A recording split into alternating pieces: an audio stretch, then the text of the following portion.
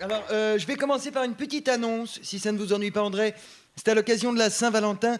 Sachez que le Toys R Us d'Outreau est en rupture de stock. Vous pouvez vous rabattre éventuellement sur le Jouet Club de Lille, mais dépêchez-vous. Alors, une chronique un peu particulière aujourd'hui, André, puisque la direction de l'antenne m'a dit qu'on allait parler amour et m'a demandé d'introduire Monsieur Ruiz. Dans un premier temps, j'ai refusé, puis j'ai compris qu'on s'était mal compris, donc j'ai accepté. Alors effectivement, à l'occasion de la Saint-Valentin, nous recevons Monsieur Ruiz, passionné d'histoire, qui vient nous présenter sa dernière œuvre, une sorte de petit dictionnaire des histoires d'amour qui ont fait la France, un sujet passionnant pour tous ceux qui s'intéressent à l'amour et à l'histoire de France.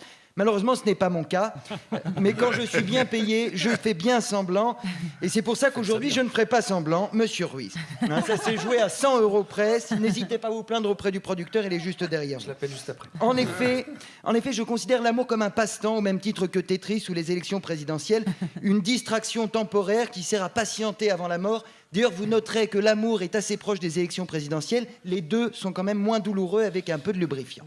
N'y voyez aucune amertume, mais je crois qu'au final, je préfère Tetris. Je n'ai jamais eu de problème en jouant à Tetris dans le métro, tandis qu'à chaque fois que je fais l'amour dans les transports en commun, ça se termine en garde à vue. Et puis, l'amour, qu'est-ce que c'est exactement ? Bien, d'un point de vue purement biologique, ce n'est qu'un attachement romantique engendré par une activité cérébrale directement liée à la zone de la récompense. Or, les études prouvent que dans les sociétés où l'acte érotique est simple et fréquent, l'attachement romantique, lui, est quasiment inexistant. L'amour serait donc l'expression d'un manque de récompense sexuelle. Je résume en des termes plus simples pour les auditeurs d'Europe 1 qui nous rejoignent pendant la pub. Si on est amoureux, c'est parce qu'on ne baise pas. Alors voilà qui explique l'amour profond que je porte à mon épouse. Le titre de votre livre étant « Les coups de foudre qui ont fait la France », il semblerait donc que la France ait été faite par des gens mal baisés.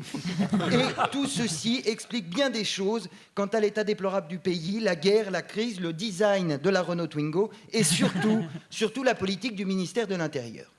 Il est important de trouver une solution rapidement afin que l'histoire de notre pays ne soit plus écrite par des amoureux transis, adolescents boutonneux et frustrés, motivés par quelques impulsions électriques dans leur faisceau tel encéphale. Cette solution, c'est le sexe, bien sûr. Cette solution, c'est Sonny Chan. 1,70 m de sensualité, Sonny. 30 ans d'expérience, 17 kilos et 300 grammes de plaisir. Sonny, c'est l'assurance d'une finition manuelle de qualité. Merci Richard, merci.